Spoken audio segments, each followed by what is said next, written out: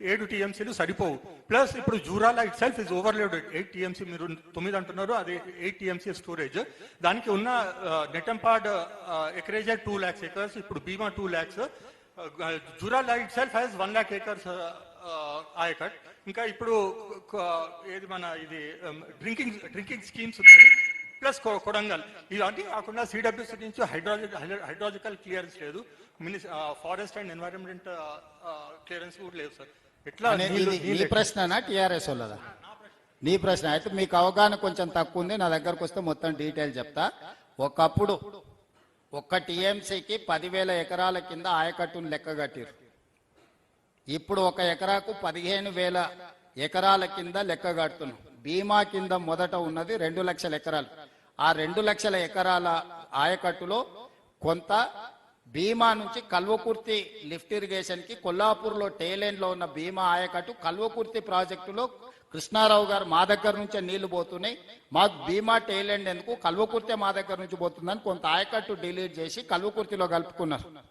15,000 ఎకరాలకు ఒక టీఎంసీ కింద లెక్కగట్టి మిగిలిన నీళ్లను సేవింగ్స్ లో ఉమ్మడి రాష్ట్రంలో చివరి జీవో మక్తల్ నారాయణపేట కొడంగల్ ఎత్తిపోతల పథకం నేను తీసుకొచ్చిన 7.5 టీఎంసీ 1 లక్ష ఎకరాలకు నికర జలాలతోటి. ఈరోజు నికర జలాలకు అనుమతి ఇచ్చేటప్పుడు ఇవన్నీ లెక్కలేయకుంటలేరు. నువ్వు ఏదో ఆ కేసీఆర్ పుస్తకం లైబ్రరీలో పుస్తకాలు చదివినట్టు నువ్వు రాహుల్ అట్లా పుస్తకాలు చదవకు. సంపూర్ణమైన అవగాహనతోనే ఆ ప్రాజెక్టు తెచ్చుకున్నాము.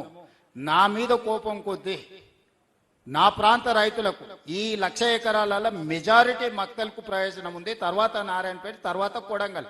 ఈ 3 నియోజకవర్గాలను చివరికి కొడంగల్కి ఇవ్వాల్సి వస్తుంది నీళ్ళు అని చెప్పి మక్తల్ నారాయణపేట కొడంగల్ ఎత్తిపోత పథకాన్ని తొక్కిపెట్టింది కేసీఆర్, జీవో నెంబర్ 69. అందుకే ఈ రోజు మేము వచ్చిన తర్వాత ఇప్పుడు పిలిచిన టెండర్లలో 98% పబ్లిక్ కన్సెంట్ తోని భూసేకరణ మా మంత్రి గారు అక్కడ కూర్చొని చేపించిండు. వాళ్ళు అబద్ధాలే తింటారు, అబద్ధాలే గాలి పీల్చుకుంటారు. మొత్తం అబద్ధం అంటే వాళ్ళ నరాన అబద్ధం జీర్ణించకపోయింది. ఈరోజు ఏ ప్రాజెక్టు దగ్గరికైనా పోదాం, ఇప్పుడు మీరు అబద్ధం జీర్ణించకపోయింది. ఈరోజు ఏ ప్రాజెక్టు దగ్గరికైనా పోదాం, ఇప్పుడు మీరందరూ మేధావులే కదా, మేమంతా మామూలు వాళ్ళం, కానీ మీరు జర్నలిస్టులు మేధావులే కదా. ఈచ్ ప్రాజెక్ట్ ఏదో ఒక ప్రాజెక్టు యూ నేమ్ ఇట్, మీరు ఒక ప్రాజెక్టు పేరు చెప్పండి, దాన్ని పుట్టినప్పటి నుంచి ఈ రోజు వరకు ఏముందో దాని మీద చర్చ చేద్దాం. ఇప్పుడు వాళ్ళు తోసింది మాట్లాడతారు, వాళ్ళు మాట్లాడిన ప్రతి అబద్ధాన్ని మీరు నమ్మితే మీ మీద జాలి పడడం తప్ప నేను చెప్పగలిగిందే లేదు. ఒక్క ప్రాజెక్టు పేరు చెప్పు, వాళ్ళు మొదలు పెట్టింది కానీ వాళ్ళు పూర్తి చేసింది కానీ. పాలమూరు రంగారెడ్డి కూడా కాంగ్రెస్ ఉన్నప్పుడే కదా ఇచ్చింది, ఉమ్మడి స్టేట్లోనే కదా. 2013లో చిన్నారెడ్డి గారు, డికేఆర్ గారు, మల్లు రవి గారు, విఠలరావు గారు అసెంబ్లీలోనే చెప్పినాయి కదా జాతకం అంతా. సో మొట్టమొదటి దాంట్లో మీద మొదలు పెట్టిందే విఠలరావు గారు.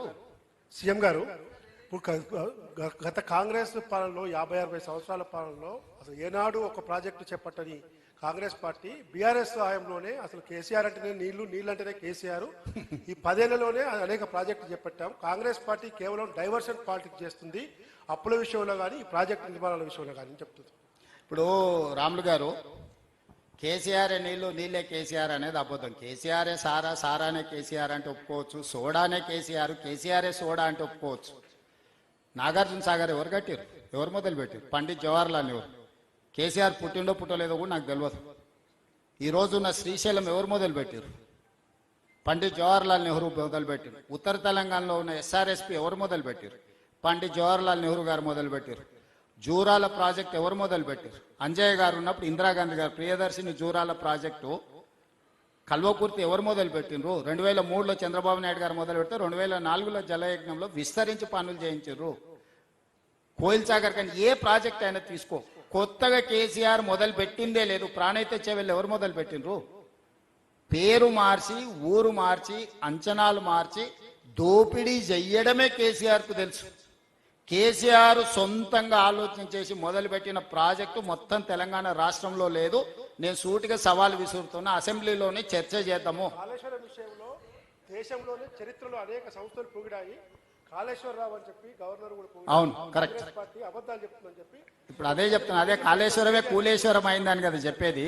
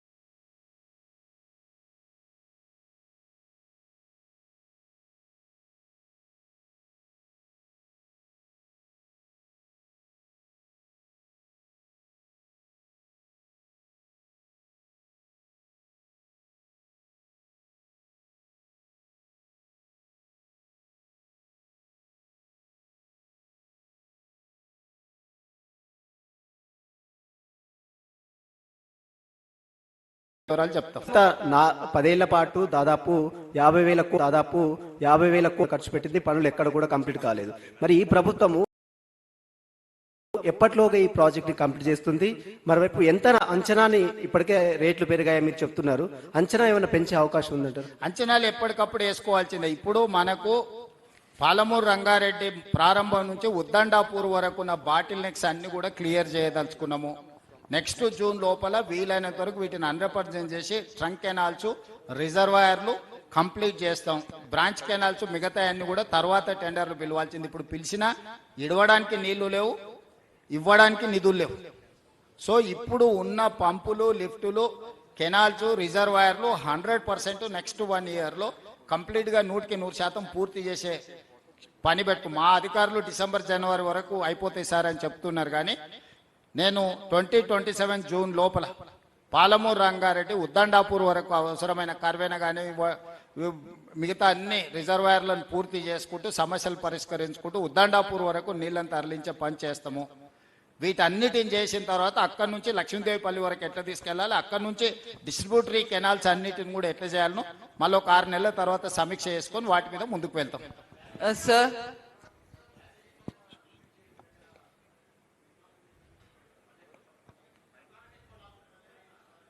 తెలంగాణకు 65%, 66% మనకు వస్తే 30-35% వాళ్ళకి అవసరం ఉంటుంది. వాళ్ళతోని ప్రతిపాదన 50% నిధులు ఖర్చు పెట్టుకుందామని ఒక చర్చ చేస్తున్నాం.